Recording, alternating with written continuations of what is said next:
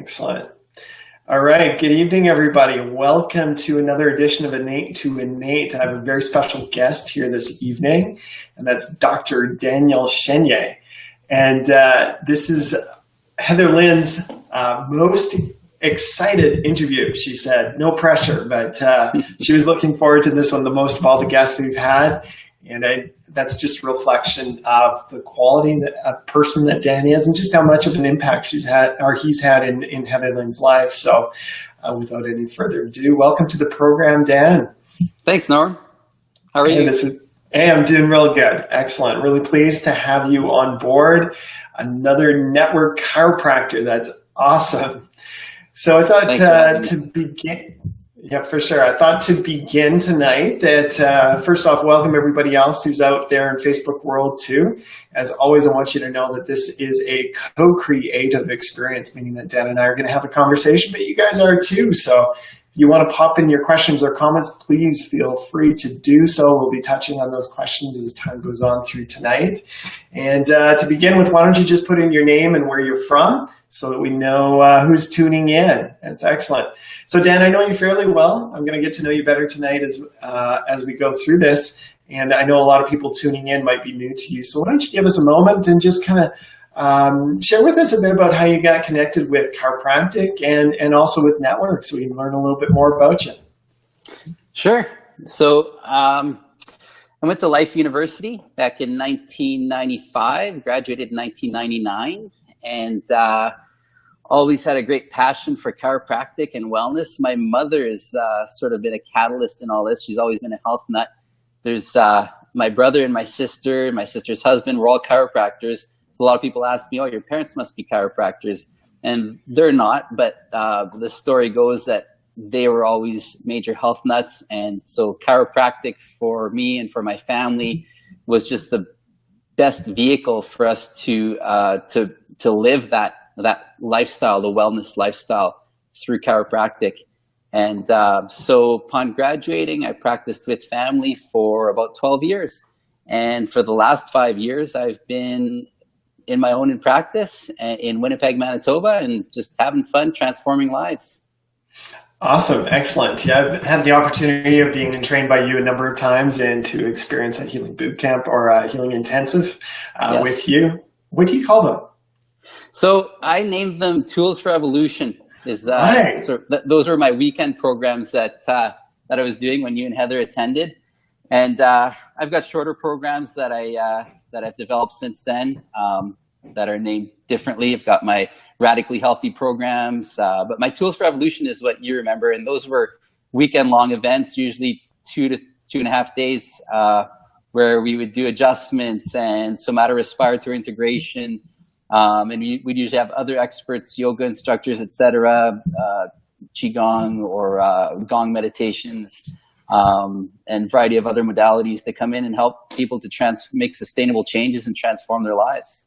Yeah, as I remember, it was a very powerful weekend. And so I'm curious, thank you. In your own journey, what was it that had you get connected with network? Where did that begin?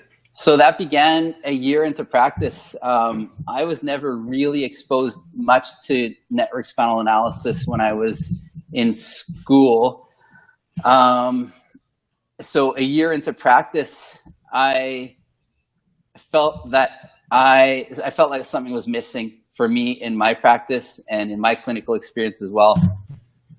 I had ongoing patterns in my spine and my subluxation patterns that were probably solidified through getting adjusted very, very regularly by students in chiropractic school, and through having non-primary subluxations adjusted over and over and over again as a student. You can probably relate to this. What that did is that created even more of a pattern. And so that's not a good thing for those listening who aren't chiropractors. We don't want to see the same old patterns coming back over and over again. So I had experienced that in my own spine. And then as I started practice, I felt I wasn't completely delivering the promise of chiropractic in my first year of chiropractic. And I was pretty specific and conscientious when it came down to technical aspects of chiropractic throughout school and in my first year in practice. then I started listening to these audio tapes from Gentempo and Kent. They put together these audio tapes of all the greatest chiropractors on the planet that they'd interview. And I came upon an interview with Dr. Donnie Epstein, and then there were about 3 of them that he had on these interviews. This was back in the days of CDs, and even before the days of CDs, it was these cassette tapes. So I was commuting out to a practice, a satellite office about an hour out of town, and the moment I heard these interviews, I literally was playing them over and over and over again with tears in my eyes, because I felt like this was the catalyst, this was the missing link that I'd been looking for in my first year in practice, where I felt like there was something missing, and that this was it, this was the thing. So I took my first seminar in the year 2000 and just jumped into it with both feet, and never looked back since. I experienced tremendous changes in my own experience, in my own patterns, in my own spine, and clinically with my own practice members, who also just went from having had good success with my care to just taking off to a whole other level. So that was my experience in getting started with NSA. Since then, I've reached the highest level of training with Dr. Epstein, with Donnie Epstein himself, and here I am today.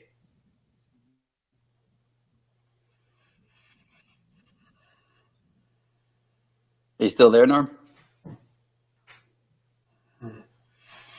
Okay, your phone was cutting in and out a little bit there. We're getting most of your conversation though. And yeah, no problem. And so what I'm curious about is, for people who are tuning in who might be new to the concepts of network, how would you put that in just like basic layman terms of what's the unique element? What allows you to people do this, that they make those changes? So one of the unique elements is that we're not trying to correct anything in a person's spine. A lot of chiropractors, which there's nothing wrong with correcting someone's spine. In fact, it's a very valiant and noble cause to correct subluxations in a person's spine. Where the work that I do comes in, and where it differs a little bit, is that we're trying to get the body, we're eliciting wave phenomena that come through the spine, and so the body can automatically correct its own subluxations, in essence. And that, in a nutshell, that's where things kind of start to differ from an actual structural application. And I mean, it's a big difference. But at the end of the day, the body's able to correct its own subluxations, its own distortions, and manage its own patterns, if you will, of tension, manage its own life more effectively.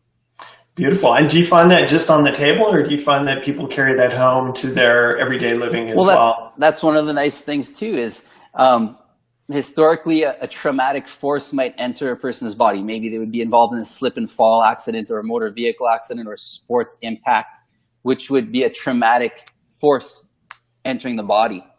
And that is a force that could potentially injure the body.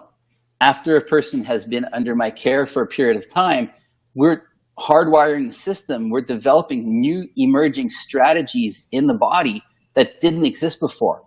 So then an impact that comes into the body, not only is it less traumatic, and potentially the body can absorb it with more flexibility, etc.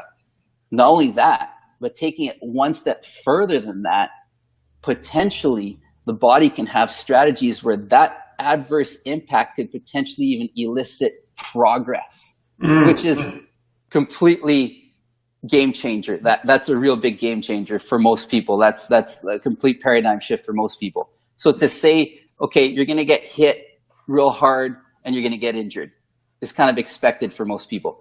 To say you're going to get hit real hard, but because you've been under really good care, you're going to be flexible enough to absorb the force more effectively and you won't get as injured. That's another level. A whole other level is what I just said, is now you're going to take a force application that's normally adverse and traumatic, and you're going to reorganize to a whole other level, a higher order of organization. That's for most people, that's completely novel. That's a real big stretch in paradigm. And that's another exciting for me. Yeah, no kidding. We had a client in the practice 2 weeks ago now. It was pretty dramatic. She was in the dark and she actually fell down a flight of stairs, broke her wrist, cracked a rib, or cracked her sternum, her leg, broke her femur. It was pretty intense. And what we're seeing already is that this has really become like a TSN turning point in her life, and she's partnering with the experience, and she is growing through it, and she's becoming a healthier, more whole person as a result of it. It's what you're relating to, and I'm just blown away with the potential the body has in the individual, our essence inside, to work with these forces and what used to be catastrophic, where we can really grow from it. I'm blown away every day in practice and in my personal life with this stuff. And that kind of ties into, the stuff that we talked about when we decided sort of the theme for this evening's interview, with regards to symptoms and the way that we look at, say, the symptoms that this lady endured. I mean, that's some painful stuff that she endured, but she's developing progress and growth from it. And so that for me has been a really big deal in my latest classes that I'm teaching, which ties into that fasting, freezing, and breathing phenomenon, which we can go into in a minute. But what preambled that was the fact that our culture is in an epidemic. We have an epidemic right now, and it's addictions. So lately, the biggest thing, medicine and poisonous medications have always been one of the top killers in our culture, right? Statistically. So when you put together the practice of medicine and the use of prescription drugs and over-the-counter drugs, statistically, that comprises the biggest killer above heart disease and cancer, statistically.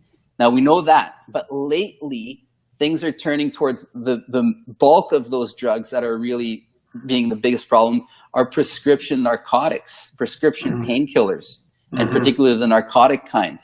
And so what that tells me is that we have an addiction, and the culture is not just addicted to these drugs, but they're addicted to not feeling symptoms, to not feeling uncomfortable. And so that's what kind of ties in, that's what kind of preambles where I'm going with the next step is, sure, I don't want people being addicted to drugs, but more importantly, we shift their paradigm about how they're looking at symptoms, because that's what started the whole thing in the first place. Something came along, interrupted my life. We call it a symptom. And I don't like it. So I'm going to take a drug or a natural modality to try and get rid of that symptom so I can resume life the way I was always living, with the same belief systems, the same behaviors, etc., the same structures, everything the same, minus the symptoms. So with that, like I said, it's a bigger problem than addiction to drugs. It's an addiction to not feeling symptoms or to not feeling uncomfortable. And so I'm actually going out one step further than that and saying, not only are symptoms supposed to be there, if you're not on purpose, your life should be painful, emotionally and physically. If you're not living your life on purpose, you should be in pain. You should be uncomfortable. Life gives you, we have all these fancy machines nowadays, biofeedback machines that give us information back about our body and about our brains. You have built-in biofeedback system, and it's called symptoms. It means your life's off track. So all that means is to start paying attention, to stop. And sometimes the symptoms are serious enough that they force you to stop. I'd like people to look at the small symptoms and go, okay, there's a symptom. I could keep going through this. I could do something naturally to get rid of the symptom and keep living life the same way, but I'm going to stop. Because ultimately, if you don't stop now and take inventory and do something different, life's going to force you to stop and do something different. It's going to force you to do something different. It won't be as pleasant. The symptoms won't be as pleasant. You'll be forced to stop. So what I encourage people to do is to stop, take inventory, do things differently. And with that said, now I'm taking it one step further with the fasting, freezing, and the fasting, freezing, and breathing strategies. And some of that came about a number of years ago, where I'd go out in the cold. I live in Winnipeg, Manitoba, one of the coldest places in Canada. I think anyway. I haven't been ever in Canada, but it's pretty cold here. You've been to Manitoba. Heather lives here, so you know how cold it gets here in winter. Easily minus 30, minus 40 at times with the wind chill. So for the last number of years, I've been practicing cold immersion, but I've been doing it in a really crude way, where I'd go out in the cold, in the minus 30 or 40 when it's really windy at night, with very little clothing on, maybe flip-flops and a pair of shorts. And I would stay out there till I'd start shivering violently. And that was my idea of sort of biohacking my way into my hormones and immune system and just lighting things up. So then fast forward to last year, where I took this Wim Hof program. They call him the Iceman, for those of you who aren't familiar with him. He holds all kinds of cold exposure world records. He hiked up to the death zone of Mount Everest wearing only shorts and boots, which most people don't make it to death zone. That's like 3 hours from the summit of Mount Everest.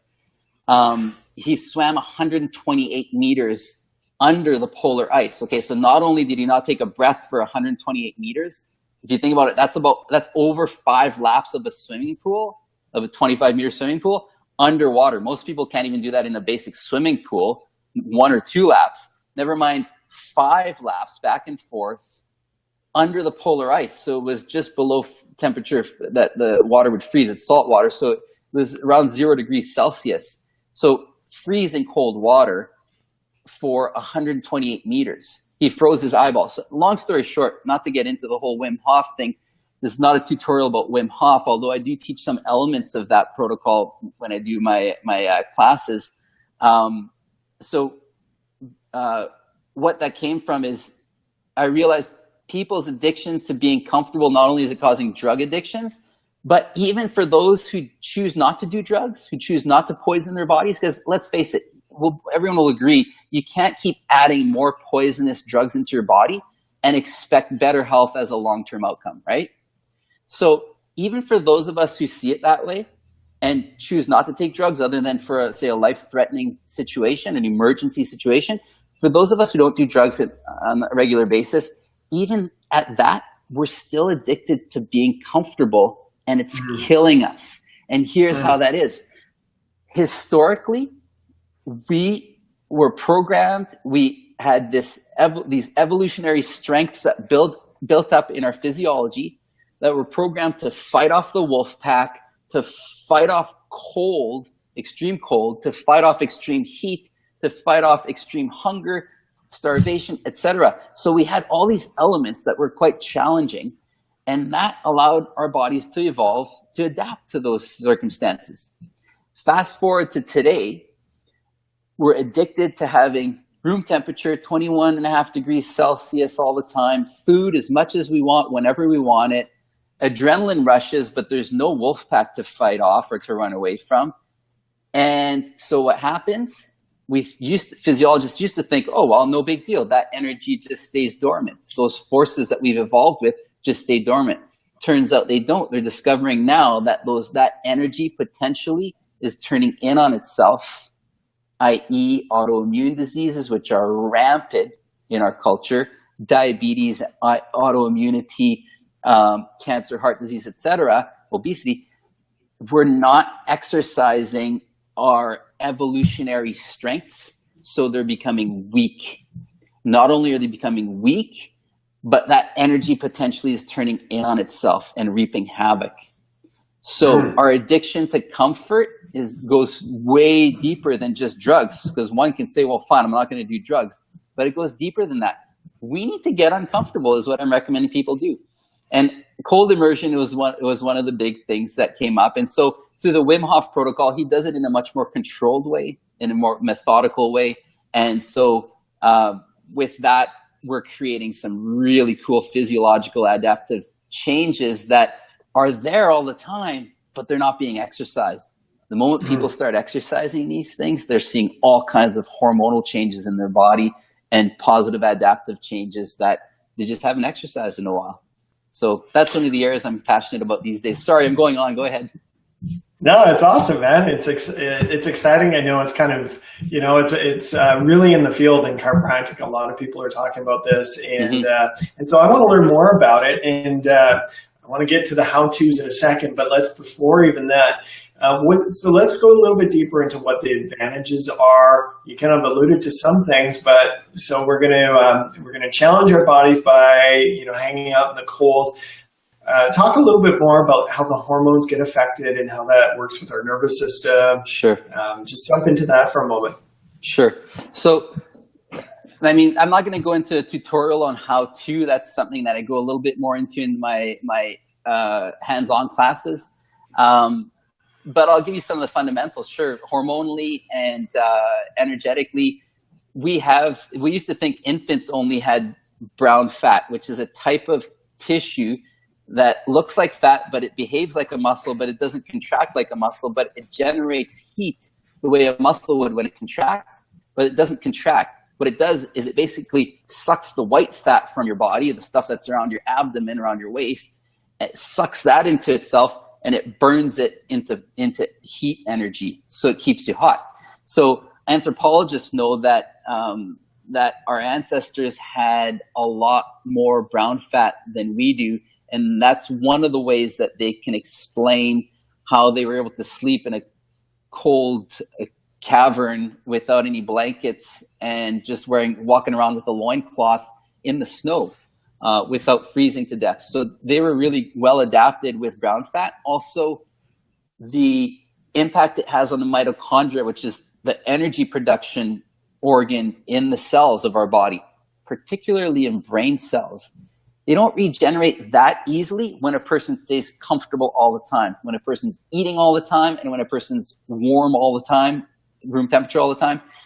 The mitochondria doesn't regenerate that easily. And the mitochondria gets damaged quite easily with our current lifestyle I can go on and on with lifestyle, whether it's drugs or eating too frequently, to things like Lyme's disease, all kinds of conditions that damage the mitochondria.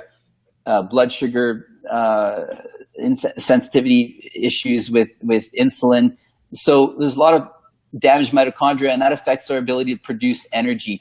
And your brain needs energy, so as well as your immune system and your whole body. So with the cold immersion, you're stimulating extra production of brown fat. So the studies are now showing, because we're able to image this with specific scans that show metabolic activity in the connective tissues of the body.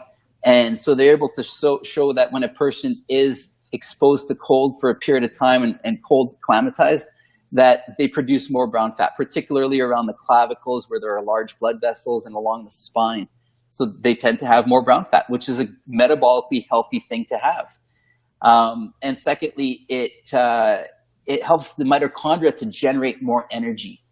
So it's more efficient at generating energy, which is a good thing. You want mitochondria to be active and healthy and generating energy. That's what helps you be alive and healthy. Are you still there? You're freezing. You're still there?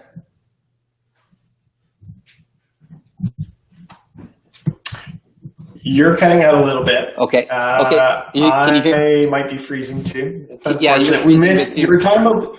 We were talking about the brown fat around the clavicle, and then from that point, you kind of cut it out. So just say that over again. Okay, so I was just saying how we generate more brown fat the more we're exposed to cold. Anthropologists thought it was only young babies and prehistoric men that had, men and women who had a lot of brown fat. Now they're finding we do have this through specific scans. They can detect the metabolic activity in these connective tissues, and they know that we still have some, and that those who are exposed more frequently to cold generate more brown fat as an adaptive strategy. So that's a good thing. That's a good metabolic thing for people to have. And the other thing is the impact it has on the mitochondria, which is the energy production of the cell. That's also a really good thing to have healthy mitochondria. Right on. Excellent. Yeah. From a hormonal standpoint, sorry to cut you off, but you're asking about the hormones too. So I also go into thermal stress with heat, and I don't stress that element as much, I guess for the basic reason that it's a lot easier for me to say, hey, Norm, go have a hot sauna. You'll be like, yeah, sure. That's great. It feels nice, right? But the fact is cold adaptation, it's a lot more challenging. Most people, you tell them to do cold, they'll say, what? Are you crazy?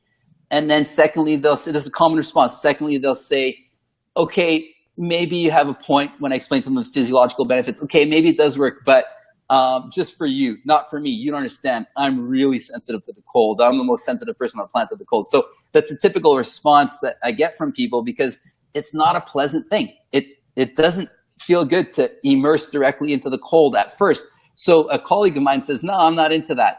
I said, I'm not in, or he says, I'm not a fan of it. I said, I'm not a fan of it either, but what I'm a fan of is the outcomes it produces. So the strategy is not pleasant, but the outcomes it produces is far more pleasant than the unpleasantness of the cold immersion.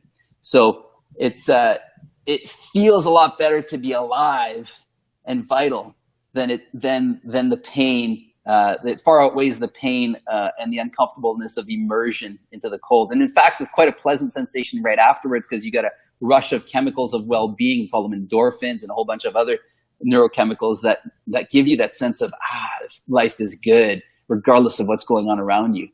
So that's a big deal. But with the heat immersion, you're talking about hormones and the impact it has there. I mean, there's research that shows that heat immersion has huge impact, particularly on the brain. Heat acclimation, just one study off the top of my head that showed that hot sauna, 15 minutes a day for a minimum of 4 days per week, 4 to 7 days per week. The middle-aged men who did the 4 to 7 days a week hot saunas for 15 minutes at a time at a temperature of 100 degrees Celsius reduced their risk of Alzheimer's and old age dementia by 65%. Which is staggering. It's huge. And that's another huge epidemic in our culture, is old age dementia and Alzheimer's. It's a really big deal. You can reduce that by 65%. It's huge. Other studies from the military, the US military comes up with a lot of the research on adaptation, because they want to see how can we make our troops faster, stronger, healthier, and adapt better to really adverse conditions, such as a bullet wound or a gunshot wound or a grenade going off nearby, concussive forces to the brain, etc. So studies done on mice that were heat acclimated for a couple of weeks. They heat acclimated them. They had them exercise in the heat every day for a period of time. And the other group did not. They exercised under regular conditions. Then they induced brain damage to both groups. The group of mice that was heat acclimated, their brain recovered fully within a few days or weeks. The other group still had residual brain damage down the road long term. So the military knows this. They heat acclimate their troops, the US military, they heat acclimate their troops before they send them off on any mission. It doesn't matter if they're going off to the desert in Afghanistan or not. They heat acclimate them regardless, because it offers protective mechanism and wound repair mechanisms in the body that wouldn't be offered otherwise. So it's something that I just recommend people do all the time. It's just, for me, it's a no-brainer. I've experienced the outcomes. I've experienced the wound repair. There are certain chemicals that get released, certain hormones that get released in the body that are specifically responsible for wound repair. So athletes are doing this post-workouts. I like to exercise very intensely for short periods of time. And so the challenge is you get kind of sore the next day. And so the limiting factor is when's the next time I can train depends on how fast my body can recover. And that's the challenge that pro athletes are presented with. They know these tricks. They're doing cold immersion. They're doing heat immersion. And it's allowing them to recover faster, to produce hormones. You can spike your growth hormone up to 5-fold by doing hot saunas after your workout. I like to take it to the nth degree and go to the point where I'm in the sauna, to the point where I feel a little lightheaded and I'm about to pass out, where they say, try not to get to that point. Make sure you get out right away. I like to stay a little bit longer and do a few push-ups in the sauna once I get to that point, just to push the envelope. Now, I don't recommend people do that, so don't do as I do. But I'm just saying, the more we bring our bodies, the more we challenge our physiology, the more we adapt often. I'm constantly amazed at the healing game and how so often it's counterintuitive in that, what feels comfortable, what feels more quote unquote natural or right is not the path to health, and where we've got to really challenge ourselves and go against what our ego senses are. Well, we're going against our modern culture, really, is all we're going against. We're going along our historical evolution, though. Okay, so we're just going back to our historical evolution, our evolutionary strengths, and exercising them. So it's a really innate thing to do. It's when we ignore our innate intelligence and make everything stable in our environment that it's hurting us. We're not exercising those evolutionary strengths. So the innate thing to do. So when you say it's counterintuitive, it isn't, right? I think being in a 21 degrees Celsius room all day long, sitting in a chair, is counterintuitive. And that's what's killing us. Running around in the forest in a variety of conditions and a variety of temperatures, and swimming in lakes and freezing ponds and and chasing after animals and getting chased by animals, that's intuitive. That's to me is natural. That's innate. Awesome. Excellent. I love the upgrade. So for people who are wanting to get started with this, where do they begin?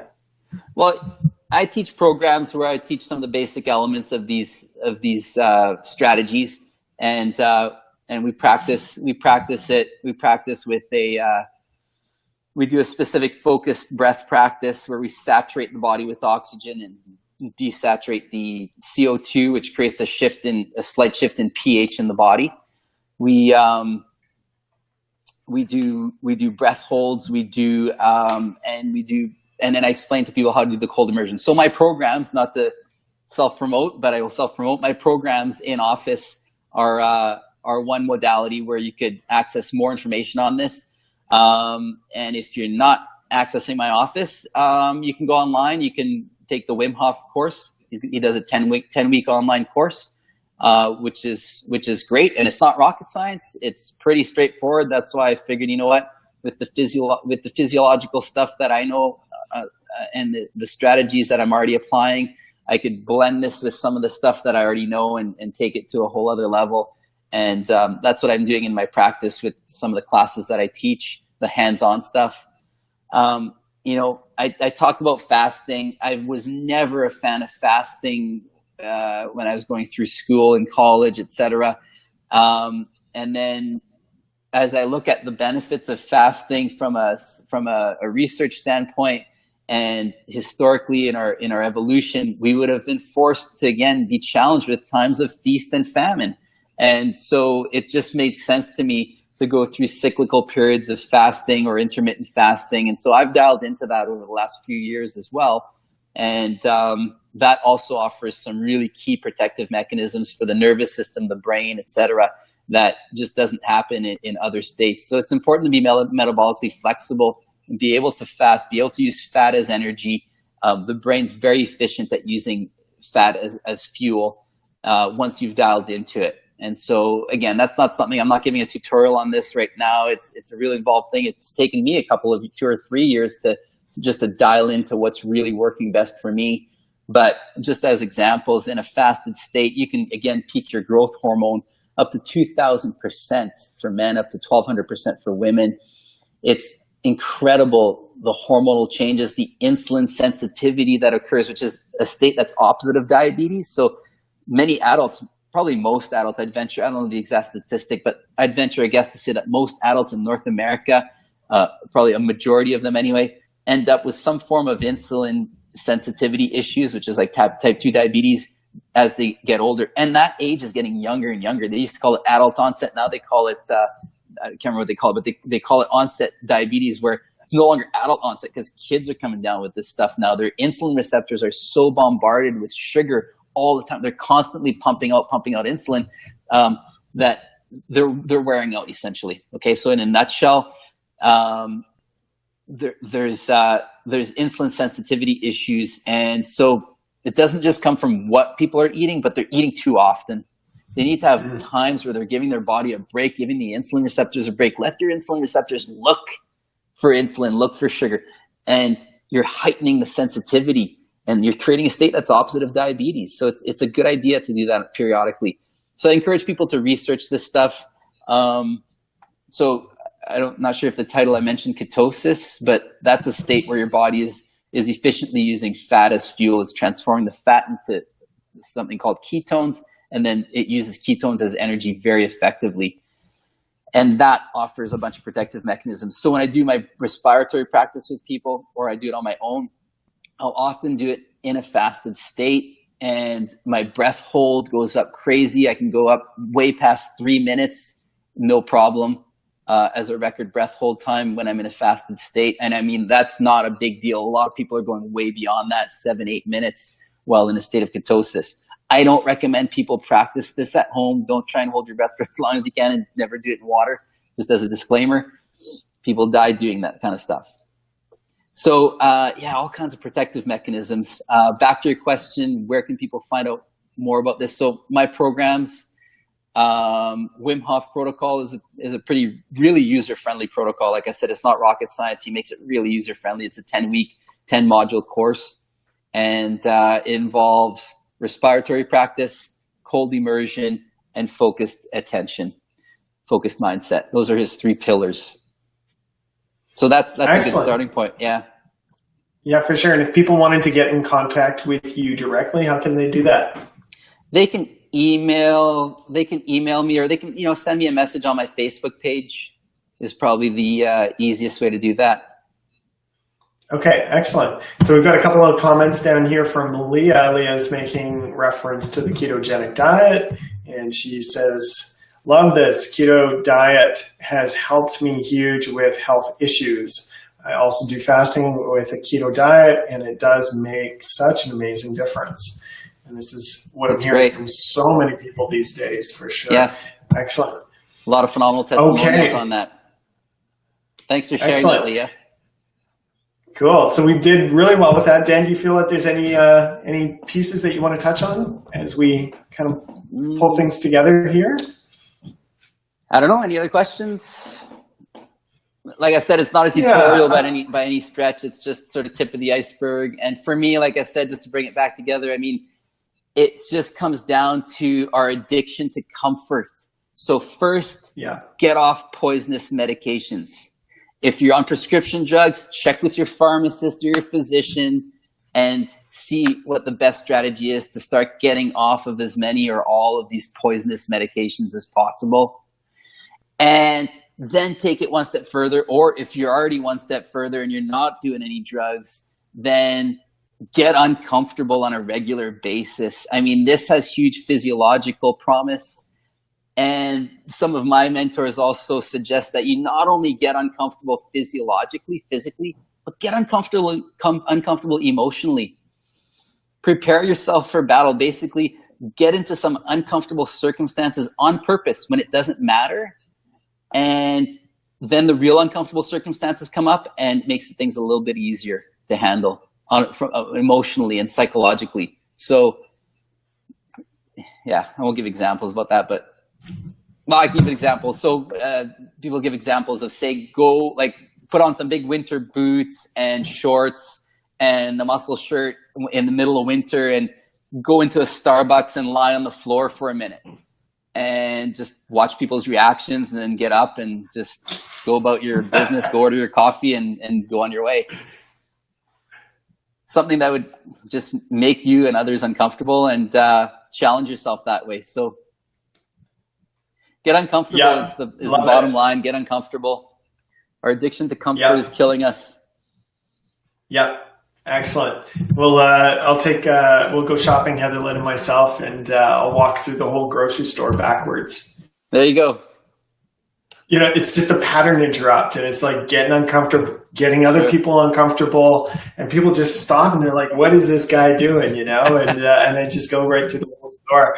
It's great. Okay. So I wanted to pull up a question here. Karen Warwick asks, could you please repeat the 3 pillars? The 3 pillars of the Wim Hof. Yeah, sure. The 3 pillars of the Wim Hof method are focused attention, focused mindset. It's a specific breath practice and cold immersion.